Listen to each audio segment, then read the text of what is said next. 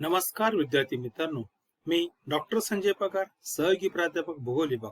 विद्यार्थी मित्रांनो, मराठा विद्या प्रसारक समाजाचे केआरटी आर्ट्स, बीएच कॉमर्स आणि M science, popularly known as KTHM college Nashik यातर्फे मी आपल्या सर्वांचं या ऑनलाईन व्हिडिओ लेक्चर सिरीज मध्ये सहर्ष स्वागत करतो. विद्यार्थी मित्रांनो, आज आपण एफ5 वर्गातील सेमिस्टर 2 चा आपला जो पेपर आहे मानवी भूगोल म्हणजेच ह्युमन जॉग्राफी, ज्याचा कोड आहे GG-UP 110 ब, याचं प्रकरण क्रमांक 2 लोकसंख्या भूगोल म्हणजेच पॉप्युलेशन यावर चर्चा करत आहोत. आणि विद्यार्थी मित्रांनो, या प्रकरणामध्ये आपला दुसरा महत्वाचा घटक आहे लोकसंख्या संक्रमण सिद्धांत. यावर आपण मागील 2 तासापासून चर्चा करत आहोत. मागील 2 तासामध्ये आपण या सिद्धांताची पार्श्वभूमी काय आहे ते आपण समजून घेतली, आणि दुसऱ्या भागामध्ये आपण हा प्रत्यक्ष सिद्धांत काय आहे यावर आपण सविस्तर चर्चा केली. आज या लोकसंख्या संक्रमण सिद्धांत याचा तिसरा भाग आहे, आणि या भागामध्ये आपण विद्यार्थी मित्रांनो या सिद्धांतावर ज्या वेगवेगळ्या टीका करण्यात आल्या, जे आक्षेप घेण्यात आले, यावर आपण चर्चा करणार आहोत. विद्यार्थी मित्रांनो, आपल्याला सर्वांना माहिती आहे की लोकसंख्या संक्रमण सिद्धांत ही संकल्पना, याचा व्यापक सिद्धांत, शास्त्रशुद्ध बैठकीवर आधारित सिद्धांत जो मांडला, याचं श्रेय जातं ते अमेरिकन लोकसंख्या शास्त्रज्ञ जो आहे तो आहे फ्रँक डब्ल्यू नॉटिन्स्टाईन यांनी, की ज्यांनी हा सिद्धांत 1945 मध्ये अत्यंत सूत्रबद्धपणे मांडला. आणि या सिद्धांतामध्ये ज्या एकूण 4 अवस्था होत्या, या 4ही अवस्थेमागे प्रत्येक अवस्था त्या ठिकाणी का तयार झाली त्याचं शास्त्रीय कारण दिलं. आणि हे कारण देत असताना या ज्या 4 अवस्था होत्या, मग संक्रमण पूर्व समतोल अवस्था असेल किंवा संक्रमणावस्था असेल, त्याच्यामध्ये परत 3 अवस्था होत्या. त्याच्यानंतर तिसरी महत्वाची अवस्था उत्तर संक्रमण अवस्था असेल, आणि शेवटची संक्रमणोत्तर समतोल अवस्था. या 4ही अवस्थेचं अत्यंत शास्त्रीय पद्धतीने वर्णन या ठिकाणी आपल्या सिद्धांतामध्ये नॉटिन्स्टाईन यांनी केलं. आणि प्रत्येक अवस्थेमध्ये त्यांनी कारण मीमांसा केली. विशेषतः या सिद्धांताचं मूळ त्यांनी काय सांगितलं की प्रत्येक देशामध्ये या ज्या लोकसंख्या संक्रमणाच्या वेगळ्या अवस्था होतात, या अवस्थांचा संबंध कशाशी आहे? आर्थिक विकासाशी आहे, आर्थिक संक्रमणाशी आहे. किंबहुदा लोकसंख्या वाढ आणि आर्थिक संक्रमण याचा अत्यंत जवळचा सहसंबंध आहे, हे या सिद्धांतामध्ये या तज्ञांनी सांगितलं. आणि हा सिद्धांत युरोपियन देश असेल, अमेरिकन देश असेल, यासारख्या देशांच्या लोकसंख्या आकडेवारीवर आधारित होता. किंबहुदा याच्यामध्ये काही प्रमाणामध्ये ऑस्ट्रेलियामधील काही लोकसंख्याचा माहितीचा आढावा त्यांनी घेतला. परंतु असं जरी असलं तरी संपूर्ण जगातील आकडेवारीचा मात्र या ठिकाणी अभ्यास केलेला नव्हता, आणि त्याचा नंतरच्या काळामध्ये परिणाम त्या ठिकाणी जाणवला. म्हणून विद्यार्थी मित्रांनो, हा सिद्धांत जरी अत्यंत महत्वाचा मांडला, त्याला त्या काळामध्ये म्हणजे 1945च्या नंतर 1950 पर्यंत किंवा नंतरच्या काळामध्ये सुद्धा अनेक वर्ष या सिद्धांतावर जगामध्ये मोठ्या प्रमाणात चर्चा झाली. युरोप खंड असेल, उत्तर अमेरिका असेल, दक्षिण अमेरिका असेल, किंबहुदा आशिया खंडामध्ये सुद्धा या सिद्धांतावर भरपूर त्या ठिकाणी अभ्यास झाला. आणि त्याचा अभ्यासानंतर अनेक टीका, अनेक आक्षेप लोकांनी नोंदवले, या सिद्धांतावर केले. यातील काही जे आक्षेप आहे, अत्यंत महत्वाच्या टीका आहे, त्यामध्ये काही तथ्य होतं, अशा टीका आपण या ठिकाणी चर्चा करूया. चला, तर पहिली महत्वाची टीका जी आहे, अत्यंत महत्वाची टीका आहे, अचूक आणि शास्त्रीय विवेचन आहे. बघा, सिद्धांत म्हटला ना कोणताही विद्यार्थी मित्रांनो, तर त्याच्यामध्ये अत्यंत शास्त्रीय बैठक पाहिजे. आणि किंबहुदा ज्याप्रमाणे अर्थशास्त्र किंवा भौतिकशास्त्र असेल, जीवशास्त्र असेल, रसायनशास्त्र असेल, यासारख्या शास्त्रामध्ये सिद्धांत मांडत असताना अत्यंत शास्त्रीयता त्याच्यात मांडली जाते. पण हा सिद्धांत जर आपण बघितलं ना विद्यार्थी मित्रांनो, याच्यामध्ये शास्त्रीयता कमी होती. किंबहुदा शास्त्रीय विवेचनच नव्हतं, फक्त आणि फक्त वर्णनात्मक विवेचन केलं होतं. त्याच्यामुळे हा सिद्धांत अचूक मांडला जात नव्हता. किंबहुदा याला शास्त्रीय बैठक नव्हती, असं अनेक लोकांनी याला आक्षेप घेतला. फक्त शब्दाने वर्णन दिलं होतं, जर तर सारखे शब्द वापरले असते, असं असतं तर, तसं असतं तर, अशा प्रकारच्या शब्दांचा वापर या सिद्धांतामध्ये अनेक ठिकाणी आल्यामुळं या सिद्धांतावर पहिली टीका केली जाते. एक आक्षेप घेतला असतो की याच्यामध्ये खरंच शास्त्रीयता आहे का? आणि हा सिद्धांत खरंच प्राथमिक स्वरूपाचा प्रश्न असा होता की या सिद्धांताला सिद्धांत म्हणायचं का? कशामुळं? याचं जे स्वरूप होतं ते वर्णनात्मक अधिक होतं, शास्त्रीय कमी होतं. म्हणून या पार्श्वभूमीवर या सिद्धांतावर पहिली टीका झाली. दुसरी सिद्धांतावर टीका जी झाली ना, ती विद्यार्थी मित्रांनो अत्यंत महत्वाची होती आणि ती योग्य होती असं मला वाटतं. त्या ठिकाणी सिद्धांतावर टीका काय होती? कोणत्याही संक्रमण अवस्थेसाठी किती काळ लागतो हे सांगणं गरजेचं होतं. म्हणजे हा सिद्धांत एकदा एकदा लोकसंख्या वाढीचं त्या ठिकाणी गतिमानता सुरू झाली तर साधारणपणे तिच्या चारही अवस्था पूर्ण होण्यासाठी किती दिवस लागेल, प्रत्येक अवस्थेला किती दिवस लागेल, किती वर्ष लागतील, याचं काहीतरी अंदाजे त्यांनी सांगितला. पण मात्र दुर्दैवानं कोणत्याही अवस्थेबद्दल त्यांनी वैयक्तिक मत व्यक्त केलं नाही की या सिद्धांतानुसार ही पहिली अवस्था तयार होण्यासाठी, निर्माण होण्यासाठी 15 ते 20 वर्ष लागतील, की दुसऱ्या अवस्थेसाठी 20 ते 30 वर्ष लागतील, की तिसऱ्या अवस्थेसाठी परत 15 ते 20 लागेल, आणि शेवटच्या अवस्थेला किती वर्ष लागतील, असं कोणत्याही ठिकाणी त्यांनी असा नियोजित असं वेळ किंवा कालावधी त्यांनी स्पष्ट केला नव्हता. आणि ही सर्वात महत्वाची टीका त्या कामाला लोकसंख्या तज्ञांनी केली की एका अवस्थेमधून दुसऱ्या अवस्थेमध्ये जाण्यासाठी किती वेळ लागेल, किती वर्ष लागेल, किती कालावधी लागेल, हे खरं सांगणं या सिद्धांतामध्ये अपेक्षित होतं, पण मात्र ते सांगितलंय. म्हणून बघा, या ठिकाणी मी उदाहरण सांगतो, तुमच्या लक्षात येईल की कशा प्रकारे सिद्धांतामध्ये समानता नव्हती, एकवाक्यता नव्हती. बघा, हा कालावधी पूर्ण करायला जन्मदर आणि मृत्यूदर हा घट होण्यासाठी इंग्लंडला 10 वर्ष लागली. इंग्लंड जवळच असलेल्या स्वीडन या देशाला 35 वर्ष लागली, म्हणजे 25 वर्ष जास्त लागली. मला वाटतं आशिया आणि आफ्रिका खंडामध्ये तर हे पूर्ण व्हायला मला वाटतं 70-80 वर्ष लागतील, किंबहुदा काही याच्यामध्ये अजूनही लागतील. भारतामध्ये आपण बघितलं की पहिली अवस्था भारतामध्ये 1920च्या कालावधी होती, आणि आज आपण 2020 मध्ये आलेलो आहोत, 21 मध्ये आहोत. 100 वर्ष पूर्ण झाली, अजूनही आपण शेवटच्या अवस्थेपर्यंत पोहोचलेलो नाही विद्यार्थी मित्रांनो.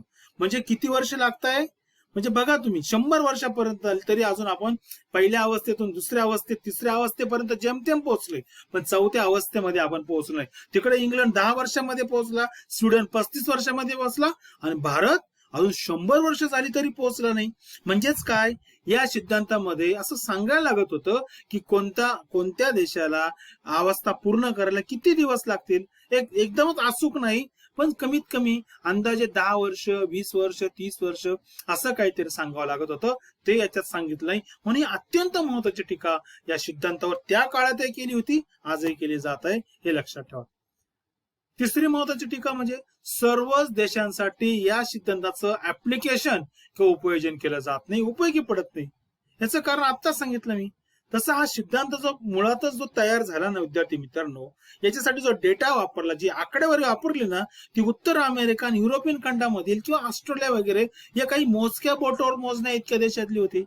आणि तुम्हाला मी सांगतो, ज्या वेळेला जागतिक स्तरावर तुम्ही जेव्हा 200-250 देशांच्या बद्दल तुम्ही अशा प्रकारचा अंदाज आणि सिद्धांत व्यक्त करतात ना विद्यार्थी मित्रांनो, त्यासाठी तितकी जास्तीत जास्त लोकांच्या लोकसंख्येबद्दलचा, देशातील लोकसंख्या अभ्यासाचा किंवा आकडेवारीचा सहभाग असणं गरज आहे.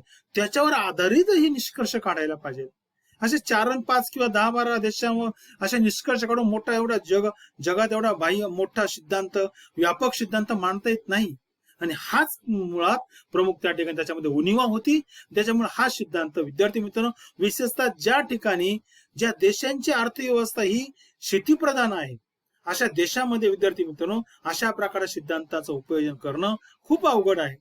कारण या सिद्धांतामध्ये जे सांगितलं की आर्थिक संक्रमणामुळेच त्या ठिकाणचं लोकसंख्या संक्रमण होईल, परंतु विद्यार्थी मित्रांनो काही देशांमध्ये आर्थिक विकास फारसा झालेला नाही, शेतीचा विकास झालेला त्या ठिकाणी, शेती प्रधान आहे.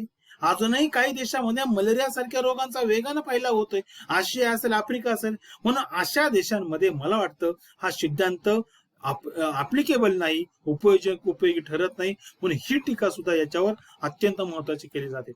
आणि म्हणून विद्यार्थी मित्रांनो आणखी याच्यामध्ये सांगितलं की या सिद्धांतामध्ये खरं काय अपेक्षित आहे की ज्या ठिकाणी आर्थिक विकास होईल त्या ठिकाणी नक्कीच मृत्यूदर कमी होईल, परंतु याच्यामध्ये तथ्य नाही. आणि विद्यार्थी मित्रांनो काही देशांमध्ये वेगळ्या कारणामुळे सुद्धा मृत्यूदर कमालीचा त्या ठिकाणी कमी होतो. मी तुम्हाला सांगतो की ज्या वेळेला युरोप खंडामध्ये पहिलं आणि दुसरं महायुद्ध लढलं गेलं त्या काळामध्ये जर्मनी असेल, इटली असेल, या देशांमध्ये प्रचंड प्रमाणामध्ये सैन्य मारले गेले, लोक मृत्युमुखी पडले, आणि त्याच्यामुळे त्या ठिकाणी अचानक जन्मदर कमी झाला. जर्मनीमध्ये तर मला वाटतं नंतरच्या काळामध्ये लोकसंख्या वाढावी यासाठी त्या देशाला नियोजन करावं लागलं. म्हणजे हे पूर्णपणे या सिद्धांताच्या म्हणजे विरोधक आहे त्या ठिकाणी. म्हणजे तिथं कोणत्याही प्रकारचा आर्थिक विकास नंतरच्या काळात नव्हता. युद्ध हे एकमेव कारण होतं त्याच्यामध्ये. त्याच्यामुळं हे सुद्धा अत्यंत महत्वाची टीका या सिद्धांतावर केली जाते विद्यार्थी मित्रांनो. त्याच्यानंतर विकसनशील देशांमध्ये सुद्धा याचं उपयोजन योग्य नाही त्या ठिकाणी. विद्यार्थी मित्रांनो, मी तुम्हाला आणखी काही उदाहरण सांगू इच्छितो की असे विकसनशील देश आहे की त्या देशामध्ये खरंच आर्थिक विकास नव्हता, तरी मात्र त्या देशांनी त्यांची लोकसंख्या त्या ठिकाणी कमी केली. तैवान सारख्या देशाचं मी तुम्हाला उदाहरण सांगतो की या देशामध्ये तसं बघितलं तर आर्थिक विकास खूप नाही, परंतु मात्र त्या ठिकाणी ज्या वैद्यकीय सुविधा आहे किंवा या इतर देशांच्या अनुभवातून त्यांनी काही धडे घेतले, आरोग्य संघटनेचं त्या ठिकाणी असलेलं कार्य असेल किंवा सरकारने कुटुंब नियोजन करण्यासाठी घेतलेला पुढाकार असेल, याच्यामुळं आर्थिक विकास फारसा झालेला नाही, तरी सुद्धा या ठिकाणी लोकसंख्येवर नियंत्रण केलं त्यांनी. म्हणून मला वाटतं तिथला जन्मदर आणि मृत्यूदर कमी करण्यामागे आर्थिक विकास हे कारण मुळात नव्हतं, त्याला वेगळी कारणं होती. म्हणून हा सिद्धांत मला वाटतं तैवान सारख्या अनेक देश आहे विकसनशील की त्यांच्यामध्ये मला वाटतं आर्थिक विकासाची पातळी पूर्ण झालेली नाही. आर्थिक विकास जर त्यांचा सतत स्थिर नाही, तरी सुद्धा त्या लोकांनी वेगळे उपाय वापरून त्या ठिकाणी वेगळ्या कारणामुळे त्या ठिकाणी लोकसंख्या नियंत्रित आणली आहे, जन्मदर मृत्यूदर कमी केलेला आहे. म्हणून हा सिद्धांत अशा विकसनशील देशामध्ये उपयोगी ठरत नाही, ऍप्लिकेबल नाही त्या ठिकाणी, हे या ठिकाणी सांगता येतं. त्याच्या आणखी एक महत्वाचं की या सिद्धांतामध्ये आर्थिक संक्रमण आणि लोकसंख्या संक्रमण याच्यामध्ये जे सहसंबंध दाखवला ना विद्यार्थी मित्रांनो, हा परिणाम चुकीचा आहे. विशेषतः मी तुम्हाला सांगतो की जे उंडले कर्क हे जे तज्ञ होते, लोकसंख्या शास्त्राचा अत्यंत चांगला अभ्यास होता, त्यांनी असं सांगितलं की आर्थिक विकास आर्थिक संक्रमण हे पूर्णपणे वेगळं आहे आणि लोकसंख्या संक्रमण हे पूर्णपणे वेगळे. हे दोन्ही घटक एकमेकाला परस्पर पूरक नाही, या दोघांच्याही दिशा वेगळ्या आहे, त्याची पार्श्वभूमी वेगळी आहे. आर्थिक विकासासाठी वेगळं त्या ठिकाणी नियोजन आहे, वेगळं मॅनेजमेंट आहे, व्यवस्थापन आहे, तर लोकसंख्या नियंत्रणामागे वेगळी मानसिकता आहे, वेगळं नियोजन आहे. म्हणून हे दोन्ही घटक एकमेकाबरोबर चालू शकत नाही, दोघांचा सहसंबंध जवळचा आहे असं पूर्णपणे म्हणता येणार नाही, अशी टीका कर्क यांनी केली. हे या ठिकाणी महत्वाचं आहे. पुढची अत्यंत महत्वाची टीका आहे विद्यार्थी मित्रांनो की भविष्यकालीन अंदाजासाठी या सिद्धांताचा काही उपयोग नाही, हा सिद्धांत निरुपयोगी आहे असं त्या काळामध्ये अनेक तज्ञांनी आपलं मत व्यक्त केलं. लोकसंख्या संक्रमण सिद्धांत भविष्यातील लोकसंख्या वाढीसाठी किंवा त्याबाबत जन्मदर मृत्यूदर यांच्याबद्दल अंदाज व्यक्त करण्यासाठी फारसं उपयोगी नाहीच आहे. कारण मला सांगा याच्यामध्ये काय अचूकता आहे, काय फॉर्म्युला आहे का, याच्यामध्ये काय तत्व आहे का की जे वापरून आपण काहीतरी प्रिडिक्शन करू शकतो, पुढचं नियोजन करू शकतो, पुढचा आपण अंदाज व्यक्त करतो?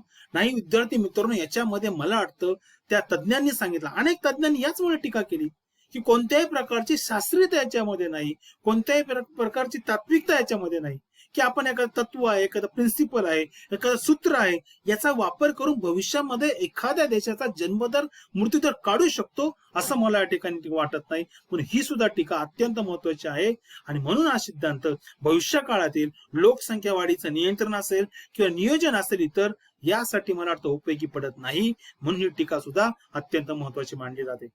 पुढची महत्वाची टीका आहे की या सिद्धांतामध्ये एक गोष्ट सांगितलंय. काय सांगितलं आहे की जन्मदर जो आहे ना विद्यार्थी मित्र, शहरी भागामध्ये कमालीचं त्या ठिकाणी कमी होतो. पण मला वाटतं त्या काळामध्ये युरोप खंडामध्येच असे काही देश आहे, फ्रान्स असेल, स्वीडन असेल, फिनलंड असेल, बल्गेरिया असेल, या देशामध्ये बराचसा भाग हा शहरी भाग नव्हता, त्या ठिकाणी ग्रामीण भाग होता. आणि ग्रामीण भाग असूनही त्या ठिकाणी विद्यार्थी मित्रांनो लोकसंख्या नियंत्रित राहिली, लोकसंख्या स्थिर झाली. म्हणजे सिद्धांताने सांगितल्याप्रमाणे असं नाही की फक्त हे शहरी भागात होईल किंवा विकसित देशातच होईल, नाही, ग्रामीण भागामध्ये सुद्धा काही ठिकाणी जन्मदर कमालीचा कमी झाला, जन्मदर आणि मृत्यूदर याच्यामध्ये कमालीचं त्या ठिकाणी अंतर कमी झालं, हे दोन्ही स्थिर झाले. म्हणून ही सुद्धा टीका अत्यंत महत्वाची मानली जाते, ती या सिद्धांतावर केली जाते.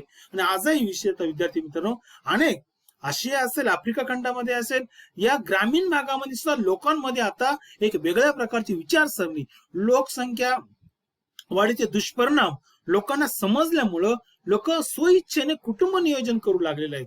म्हणजे जरी त्यांच्या देशामध्ये आर्थिक विकास झालेला नाही, ग्रामीण भागामध्ये म्हणतोय मी, शहरी भागात तर होतच आहे, पण ग्रामीण भागामध्ये सुद्धा अशा प्रकारे लोकसंख्या स्थिर होण्याचं प्रमाण अलीकडच्या काळामध्ये झपाट्याने वाढल्यात. म्हणून ही टीका सुद्धा या सिद्धांतावर केली जाते की फक्त शहरी भागातच होतं असं काही नाही, ग्रामीण भागातही लोकसंख्या वाढीचा वेग स्थिर राहू शकतो. त्या ठिकाणी त्याचं मंद असलेल्या लोकसंख्येचा वाढीचा दर वेग जो आहे तो स्थिर होऊ शकतो. ग्रामीण भागामध्ये सुद्धा हे या सिद्धांतामध्ये सांगितलं नाही, म्हणून ही टीका केली जाते. आणि चीनचं मी उदाहरण देतो. चीनमध्ये 1970च्या कालावधीमध्ये चीन सरकारने एक कुटुंब एक मूल हे जे तत्व घेतलं, ही जी योजना राबवली, अत्यंत चांगल्या प्रकारे राबवली. हिची अंमलबजावणी मला वाटतं जगामध्ये कुठेही झाली नसेल इतकी चांगली अंमलबजावणी चीनमध्ये झाली. आणि मी सांगतो तुम्हाला की चीनचं लोकसंख्या आता खूप कमालीची कमी झाली आहे. बहुधा चीन सरकारला आता ही योजना बंद करावी लागत आहे. लोकसंख्या कमालीची त्या ठिकाणी घटलेली आहे. आणि म्हणून जन्मदर वाढवण्यासाठी परत ही एक कुटुंब एक मूल ही योजना त्यांनी बंद केली. आणि आता मला वाटतं म्हणजे अशा प्रकारे सिद्धांतर होत असतात. म्हणून या सिद्धांताप्रमाणे सांगितल्याप्रमाणे हे खरं नाही की फक्त शहरी भागामध्येच लोकसंख्या वाढ जी आहे ही स्थिर होते, याच्यात मुळीच तथ्य नाही. हे त्या काळात हे सांगितलं होतं, आज सुद्धा याची टीका केली जाते. म्हणून या सिद्धांतामधली प्रमुख उणीव आहे विद्यार्थी मित्रांनो.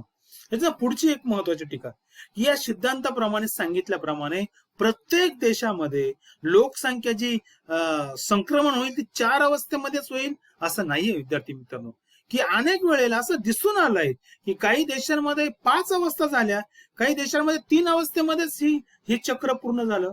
म्हणून या सिद्धांताप्रमाणे सांगितल्याप्रमाणे प्रत्येक प्रदेशामध्ये प्रत्येक देशामध्ये जन्मदर आणि मृत्यूदर हे यांचं जे नियंत्रण होईल ते 4 अवस्थेमध्ये होईल असं म्हणणं पूर्णपणे चुकीचं आहे. हे अनेक युरोपियन देशामध्ये सुद्धा याचा अनुभव आला. विशेषतः जर्मनीचं मी तुम्हाला उदाहरण देईन की जर्मनीमध्ये दुसऱ्या महायुद्धामध्ये एक त्यांची तरुण पिढी नष्ट झाली होती.